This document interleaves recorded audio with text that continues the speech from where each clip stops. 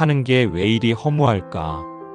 젊을 땐 그저 앞으로만 달렸는데 지금은 가만히 있어도 숨이 찬 기분이다. 오늘 영상은 그런 마음이 드는 분들께 보내는 편지입니다. 나이가 들수록 버려야 할 것이 있습니다. 지금부터 그 이야기를 하나씩 해드릴게요. 어쩌면 여러분의 삶을 바꾸게 될지도 모릅니다. 첫 번째는 후회입니다. 후회는 과거에 대한 미련이라는 이름의 짐입니다. 과거에 하지 못한 말, 하지 말았어야 할 행동. 그것들이 머릿속을 맴돌며 현재를 가로막습니다. 하지만 생각해보면 우리가 그때 그 선택을 한 이유는 분명 있었습니다.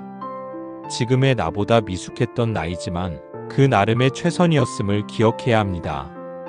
후회는 붙잡을수록 지금의 행복을 갉아먹습니다. 놓아주세요. 과거는 교훈이 될 수는 있어도 감옥이 되어서는 안 됩니다. 두 번째는 자존심입니다. 나이가 들면 자존심도 자라는 것 같지만 사실은 더 쉽게 상처받고 더 깊이 움츠러듭니다. 자존심 때문에 자식에게 미안하다는 말 못하고 배우자에게 고맙다는 말도 삼켜버리죠. 하지만 우리가 진짜 지켜야 할 건 관계이지 자존심이 아닙니다.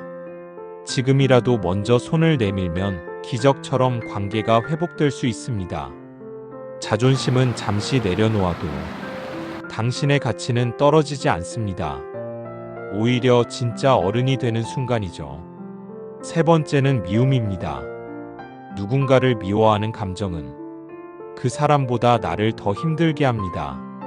용서는 어렵지만 미움을 계속 안고 사는 건 더 고된 일입니다. 미워하는 마음은 결국 나를 병들게 합니다. 그 사람이 변하길 기다리기보다 내 마음부터 가볍게 해주세요. 용서란 그 사람을 위한 게 아니라 나를 자유롭게 하기 위한 결정입니다. 네 번째는 남과의 비교입니다. 이제는 내 길만 보아도 될 나이에 우리는 여전히 남을 바라봅니다. 저 사람은 퇴직 후에도 저렇게 잘 사는데 나는 왜 아직도 이 모양일까? 하지만 인생은 마라톤이 아닙니다. 비교는 삶의 속도를 흐트러뜨리는 독입니다. 내 호흡대로, 내 보폭대로 걷는 게 가장 아름답습니다. 다섯 번째는 쓸데없는 걱정입니다. 아직 오지 않은 미래를 상상하며 그 속에서 지레 겁먹는 일 많으시죠? 아프면 어쩌지?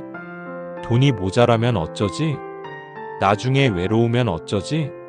하지만 우리가 걱정했던 일 대부분은 실제로 일어나지 않았다는 걸 기억하세요. 지금 숨 쉬고 따뜻한 밥 한 끼를 먹을 수 있다면 그걸로 오늘 하루는 충분합니다. 여섯 번째는 무리한 체면입니다. 자식에게 좋은 모습만 보여야 한다는 생각, 친구들 앞에서 빈틈을 보이지 않으려는 노력, 그게 오히려 자신을 더 지치게 합니다. 체면보다 중요한 건 진심입니다. 힘들다는 말 한마디, 도와달라는 부탁, 그게 인간관계를 더 깊게 만듭니다. 일곱 번째는 불필요한 물건입니다. 옷장 속 10년 된 코트, 꺼내보지도 않은 그릇 세트, 한 번도 쓰지 않은 운동기구. 쌓아두는 건 미련이고 비우는 건 용기입니다.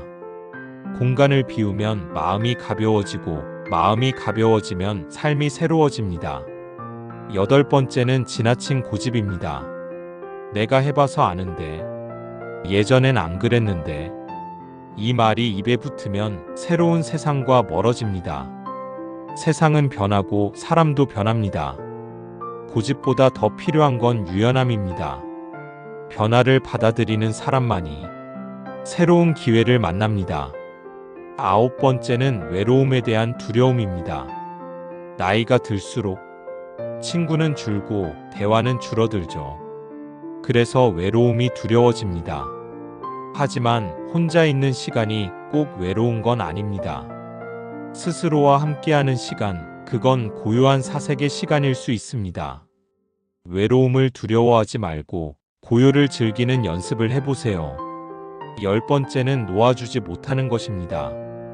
이미 떠난 사람, 끝난 인연, 다시 돌아오지 않을 시간. 그걸 끌어안고 있으면 지금의 삶이 무너집니다. 이제는 놓아줄 때입니다. 그리고 나를 위한 삶을 살아야 할 시간입니다. 지금까지 나이 들수록 버려야 할 10가지 이야기였습니다. 이 영상이 당신의 마음을 조금이나마 가볍게 해주었다면 그걸로 충분합니다. 구독과 좋아요는 당신의 따뜻한 응원입니다. 당신의 하루가 오늘보다 더 평온하길 바라며 다음 이야기에서 다시 뵙겠습니다.